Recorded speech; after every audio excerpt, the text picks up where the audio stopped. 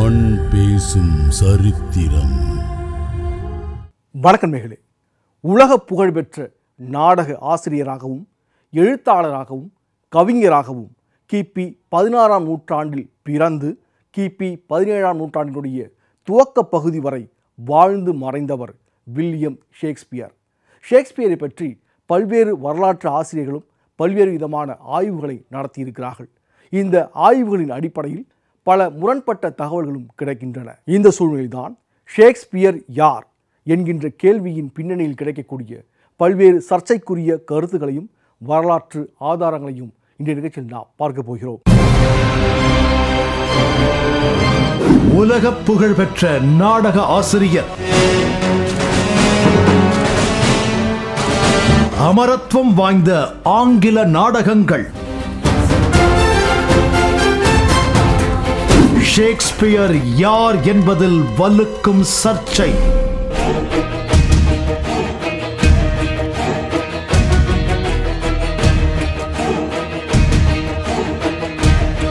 William ஷேக்ஸ்பியரின் கதை.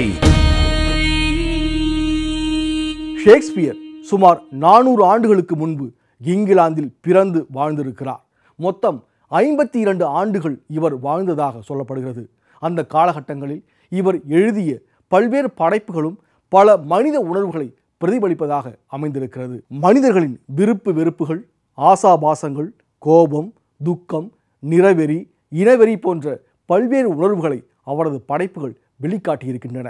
இவரது படைப்புகள் தான் உலகில் இருக்கக்கூடிய பல மொழிகளிலும் அதிகமாக மொழிபெயர்க்கப்பட்டிருக்கிறது என்கின்ற பெருமையும் பெற்றிருக்கிறது. இதே போல ஒவ்வொரு வருடமும் ஷேக்ஸ்பியருடைய நாடகங்கள் தான் உலக அளவில் அதிகம் நடத்தப்படுகின்றன. இப்படி பல சிறப்புமிக்க ஷேக்ஸ்பியரை பற்றி பல்வேறு முரண்பட்ட தகவல்களும் வந்து கொண்டிருக்கின்றன. ஷேக்ஸ்பியரின் ஆரம்ப காலகட்டம் பற்றிய தெளிவான கருத்துகள் எதுவும் கிடைக்கவில்லை. இவர் கையுறை தயாரிக்கும் பணியில் ஈடுபட்டிருக்கக்கூடிய ஒருவருக்கு மகனாக பிறந்தார் என்று சொல்லப்படுகிறது. இவரது தாய் செல்வ செழிப்பு மிக்க குடும்பத்தில் பிறந்தார் என்கின்ற தகவலும் கிடைக்கிறது. இப்போது ஷேக்ஸ்பியர் பற்றிய வரலாற்று தகவல்களை தொடர்ந்து பார்க்கலாம். ஷேக்ஸ்பியர் ஆங்கில கவிஞராகவும் உலகின் மிக புகழ் வாய்ந்த நாடக ஆசிரியராகவும் பேசப்படுபவர். Romeo and Juliet, Julius Caesar, Macbeth, Hamlet, King Lear, Othello, Antony and Cleopatra போன்ற துன்பியல் நாடகங்களையும், as you like it, the comedy of errors, the merchant of Venice உட்பட எண்ணற்ற இன்பியல் நாடகங்களையும் அவர் எழுதினார். மொத்தம் அவர் 38 நாடக காவியங்களையும் ஏராளமான காதல் காவியங்களையும் படைத்திருக்கிறார். இங்கிலாந்தில் உள்ள ஸ்ட்ராட்ஃபோர்ட் அப்பான் அவான் என்ற இடத்தில் பிறந்ததாக கூறப்படும் ஷேக்ஸ்பியர் எப்போது பிறந்தார் என்பதற்கு உறுதியான தகவல் இல்லை.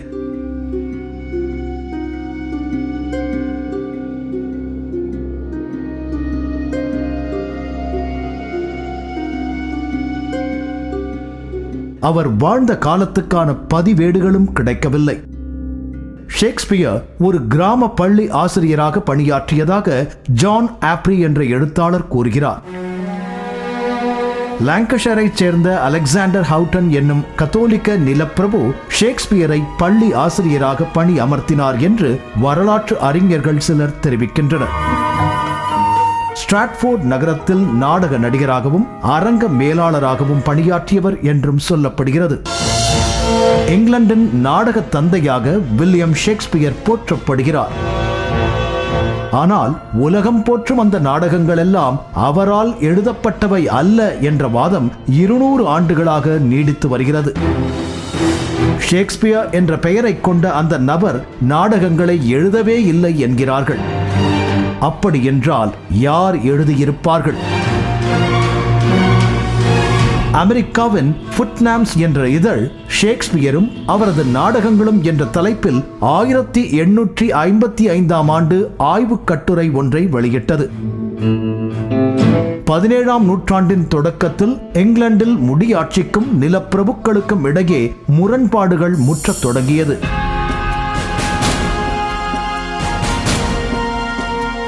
முடியாட்சியாளர்களின் பிடி இறுகியதால் நிலப்பிரபுக்கள் வீழ்ச்சியடையத் தொடங்கினர். நாட்டின் பல்வேறு பகுதிகளில் சிறு சிறு கைத்தொழிற்கூடங்கள் தோன்றி செயல்படத் தொடங்கின. இதைத் தொடர்ந்து உலகில் முதலாக சிறு முதலாளிகள் என்ற புதிய சமூக அமைப்பு தோன்றியது. நிலப்பிரபுக்களுக்கு எதிராகவும் பொருள் உற்பத்தி செய்யும் சிறு முதலாளிகளுக்கு சாதகமாகவும் இங்கிலாந்து அரச குடும்பம் செயல்பட்டது. இதனால் ஆத்திரமடைந்த நிலப்பிரபுக்கள் முடியாட்சியை கவிழ்க்கும் நடவடிக்கையில் ஈடுபட்டனர். அந்த கலகக்கார நிலப்பிரபுக்களின் படைப்புகள்தான் இந்த நாடகங்கள் என்று அந்த கட்டுரை கூறியது. ஷேக்ஸ்பியரது பெரும்பாலான நாடகங்கள் அரசுக்கு எதிரான நிலப்பிரபுக்களின் குரலாக இருந்ததால் இந்த நாடகங்கள் அரச குடும்ப பழக்க வழக்கங்களை நன்கு அறிந்தவரும் பிரான்ஸ், இட்டலி நாடுகளில் பயணம் செய்த அனுபவமும் மிக்க ஒருவரால் தான் எழுதியிருக்க முடியும் என்று அந்த பத்திரிகை எழுதியது.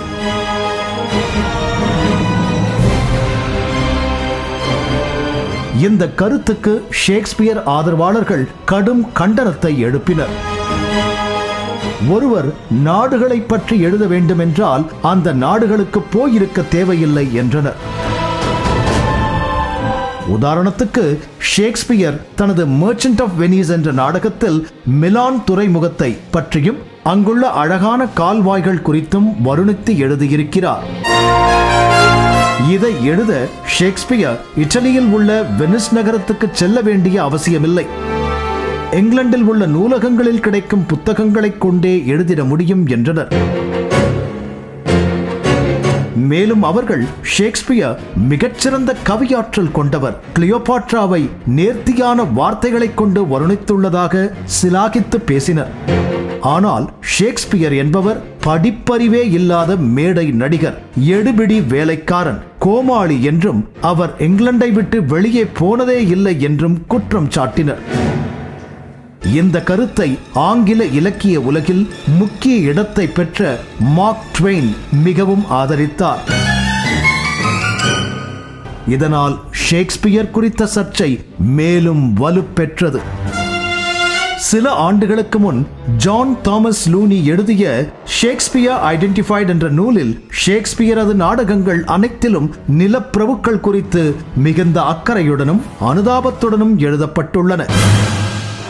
ஆனால் பொருளாதார வசதி இல்லாத மக்கள் கோமாளிகளாகவும் வில்லன்களாகவும் சுட்டிக்காட்டப்பட்டுள்ளனர். இதன்படி பார்த்தால் நாடகங்களை எழுதியவர் பிரபுக்கள் வம்சத்தை சார்ந்தவராகத்தான் இருக்க முடியும் என்ற முடிவுக்கு ஜான் தாமஸ் லூனியும் வந்தார். கிட்டத்தட்ட இதே கருத்தைத்தான் இரண்டாம் உலகப்போர் காலகட்டத்தில் ஏழைகளின் துயரங்களையும் சர்வாதிகாரி ஹிட்லருக்கு எதிரான கருத்துக்களையும் தனது நடிப்பின் மூலம் உலகுக்கு வெளிப்படுத்திய சார்லி சாப்ளினும் பதிவு செய்தார். ஆனால் சார்லி சாப்ளின் சொன்ன விஷயம் அறிவுபூர்வமாக இருந்தது. அதாவது, எந்த ஒரு எழுத்தாளனும் தனது உண்மையான எண்ணத்தையும் விருப்பத்தையும் தனது படைப்பில் ஏதாவது ஒரு இடத்தில் வெளிப்படுத்தி விடுவான் என்றார். அதன்படி ஷேக்ஸ்பியரது நாடகங்களில் பிரபுக்கள் ஆட்சியில் மக்கள் அனுபவித்த துயரங்கள் பற்றி எந்த இடத்திலும் சொல்லப்படவில்லை. அதனால் பிரபுக்கள் வம்சத்தை சார்ந்த ஒருவர்தான் ஷேக்ஸ்பியர் பெயரில் எழுதியிருக்க முடியும் என இறுதி முடிவாக கூறினார். சார்லி சாப்ளின் போலவே அமெரிக்காவின் மனித உரிமை போராளி மால்கம் எக்ஸும் ஷேக்ஸ்பியர் குறித்து எடுத்து வைத்த வாதம் அறிவுபூர்வமாக உள்ளது. அவர் சொல்வது என்னவென்றால், ஷேக்ஸ்பியர் என்பவர் முதலாம் ஜேம்ஸ் மன்னர் காலத்தில் வாழ்ந்தவர். அவரது காலத்தில்தான் திருத்தப்பட்ட பைபிள் வெளியிடப்பட்டதாக கூறப்படுகிறது. இலக்கண பிழை இல்லாமல் ஒழுங்காக மொழிபெயர்க்க பல கவிஞர்களை மன்னர் நியமித்தார். அப்போது ஷேக்ஸ்பியர் வாழ்ந்திருந்தால் மன்னரால் நியமிக்கப்பட்ட குழுவில் அவர் தலைமை கவிஞராக அமர்ந்திருப்பார் அல்லவா என கூறினார். மேலும் பைபிள் வெளியிடப்பட்ட போது அதில் பங்கேற்ற கவிஞர்களது பெயர்கள் அனைத்தும் இடம்பெற்றன. அதில் ஷேக்ஸ்பியர் பெயர் இல்லாதது ஏன் என்று மால்கம் எக்ஸ் கேள்வி எழுப்பினார். இவரும் பிரபுக்கள் தான் நாடகங்களை எழுதினர் என்ற முடிவுக்கே வந்தார். கடந்த நூற்றாண்டில் ஓங்கி ஒலித்த மால்கம் எக்ஸின் இந்த கேள்விக்கு இன்று வரை யாரும் பதில் சொல்ல முன்வராதது துரதிருஷ்டம்தான். உலகளவில் புகழ்பெற்ற மனோதத்துவ ஆராய்ச்சியாளர் சிக்மண்ட் ஃப்ராய்டும் ஷேக்ஸ்பியர் யார் என்பது குறித்து தனது கருத்தை பதிவு செய்திருக்கிறார். பிரான்ஸ் நாட்டைச் சேர்ந்த ஜாக்வஸ் பியரே என்ற எழுத்தாளர் தான் நாடகங்களை எழுதியிருக்க முடியும் என்று ஃப்ராய்ட் உறுதியாக நம்பினார். இதற்கு அவர் சொன்ன காரணம் வினோதமாக இருந்தது. அது என்னவென்றால், ஜாக்வஸ் பியரே என்ற பிரெஞ்சு சொல்லை ஆங்கிலத்தில் ஷேக்ஸ்பியர் என்று உச்சரிக்கலாம் என்கிறார். இதை தவிர அவர் வேறு காரணங்களையும் எடுத்து வைக்கவில்லை. அதனால் சிக்மண்ட் ஃப்ராய்டின் கருத்தை யாரும் கண்டுகொண்டதாக தெரியவில்லை. அதற்கு பிறகு ஆக்ஸ்போர்டைச் சேர்ந்த பிரபுதான் நாடகங்களை எழுதியிருக்கிறார் என பரவலாக பேசப்பட்டது.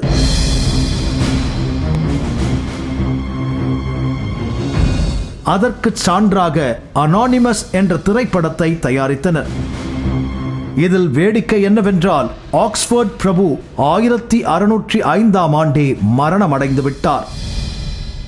அதற்கு பிறகுதான் ஷேக்ஸ்பியர் பல நாடகங்களை எழுதி புகழ் உச்சிக்கு சென்றார். இந்த விஷயம் வெளிச்சத்துக்கு வந்ததும் பிரபுக்கள் வம்சத்தைச் சேர்ந்த வில்லியம் ஸ்டான்லி என்பவர் எழுதியதாக கூறத் தொடங்கினர். காரணம் என்னவென்றால், வில்லியம் ஷேக்ஸ்பியர் தனது பெயரை WS என்று சுருக்கமாக குறிப்பிடுவார்.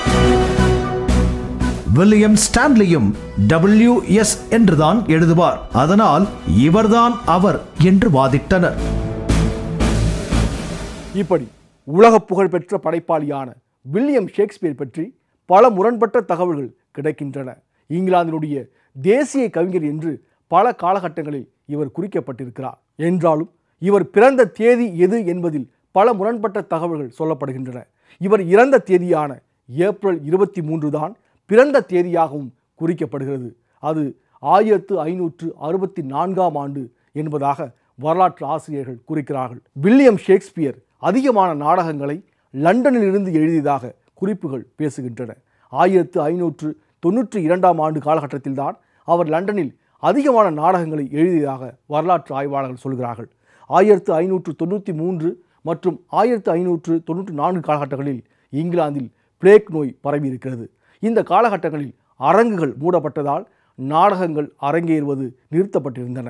அப்போது Venus and Adonis, the rape of Lucrece என்கின்ற 2 விவரிப்பு கவிதை நூல்களை ஷேக்ஸ்பியர் வெளியிட்டிருக்கிறார்.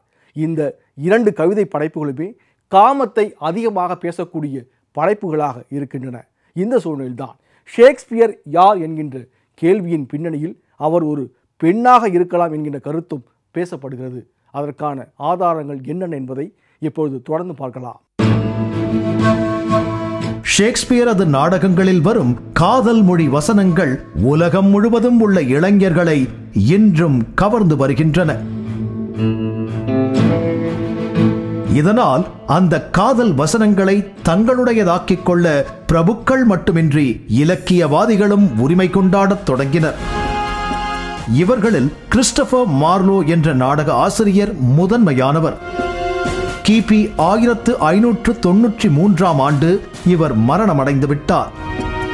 ஆனால் அந்த ஆண்டுக்கு பிறகுதான் ஷேக்ஸ்பியர் பிரபலமானார் என்ற சுவாரஸ்ய தகவல் பின்னர்தான் தெரிய வந்தது. ஷேக்ஸ்பியர் நான் தான் என்ற இந்த விவகாரத்தில் பெண்களும் களமிறக்கப்பட்டது அடுத்த கட்ட பிரச்சனை. ஷேக்ஸ்பியர் குறித்த பரபரப்பு தகவல்களை ஜான் ஹட்சன் என்ற ஆய்வாளர் வெளியிட்டுள்ளார். இவரது கூற்றுப்படி ஷேக்ஸ்பியர் யூத இனத்தைச் சேர்ந்த ஒரு பெண். ஷேக்ஸ்பியரின் உண்மையான பெயர் அமெலியா பசனோ லேனியர் என்றும், அமெலியா 1611ஆம் ஆண்டு முதலில் எழுதிய கவிதை சால்வே டியூஸ் ரெஸ் ஜுட்டாரியம் என்றும் ஹட்சன் குறிப்பிடுகிறார். ஒரு பெண்ணால் எழுதப்பட்டு பதிப்பிக்கப்பட்ட உலகின் முதல் கவிதை இதுதான் என்றும் அவர் கூறுகிறார்.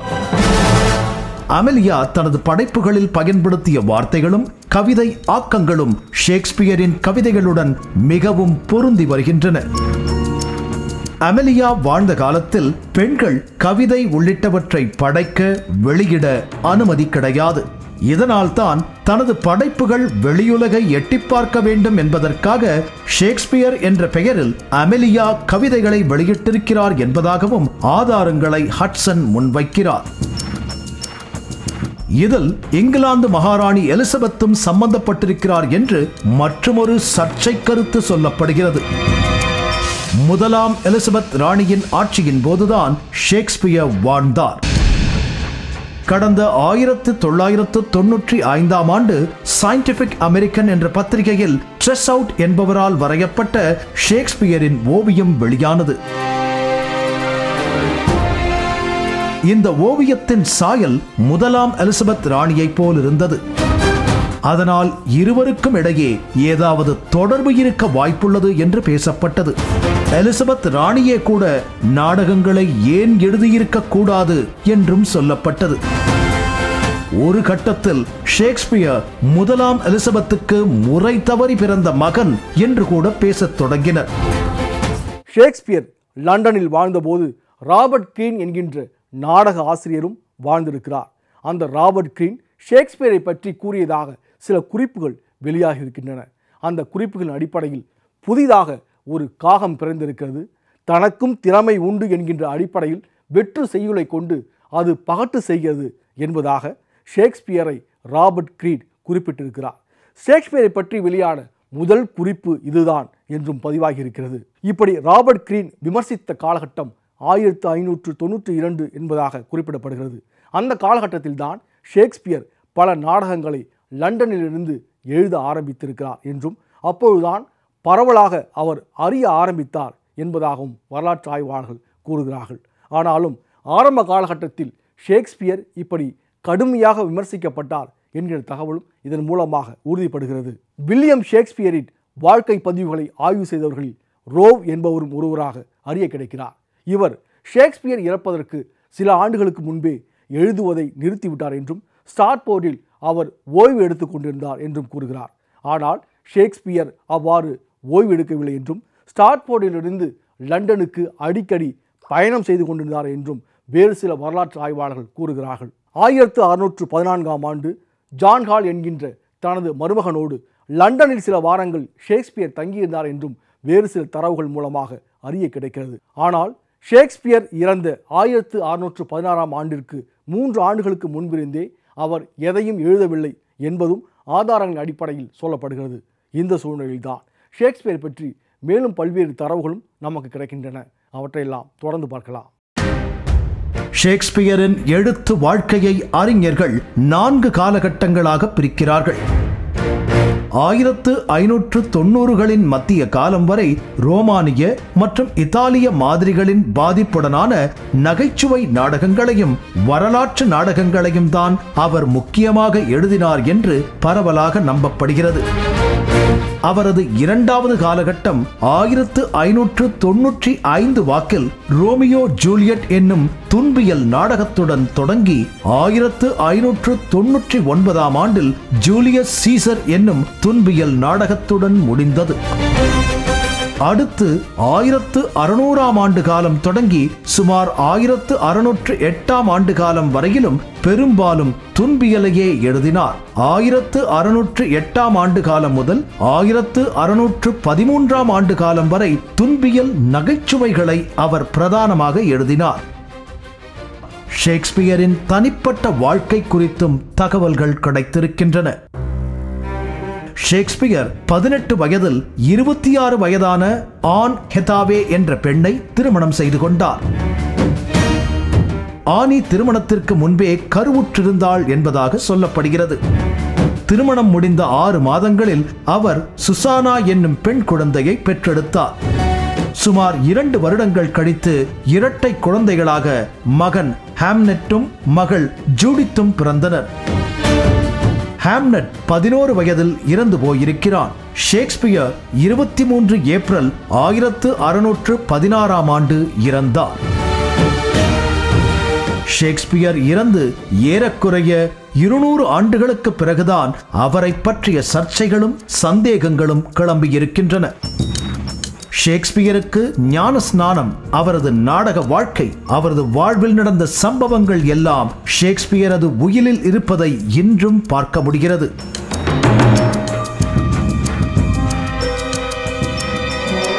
அவர் எழுதிய நாடகங்களின் கையெழுத்து பிரதி எதுவும் கிடைக்கவில்லை. ஆச்சரியம் என்னவென்றால், மாபெரும் இலக்கியவாதியும் நாடக ஆசிரியருமான தனது வாழ்க்கை வரலாற்று குறிப்புகளை அவர் எழுதாமல் போய்விட்டாரா அல்லது எழுதப்பட்ட அவரது வரலாற்று நூல் மறைக்கப்பட்டதா என்ற சந்தேகம் எழுகிறது. இவரது நாடகங்களை உற்று நோக்கும் போது ஷேக்ஸ்பியர் வியாபாரம் செய்து வந்திருக்கிறார் என்று யூகிக்க முடிகிறது என்கிறார்கள் இலக்கிய விமர்சகர்கள்.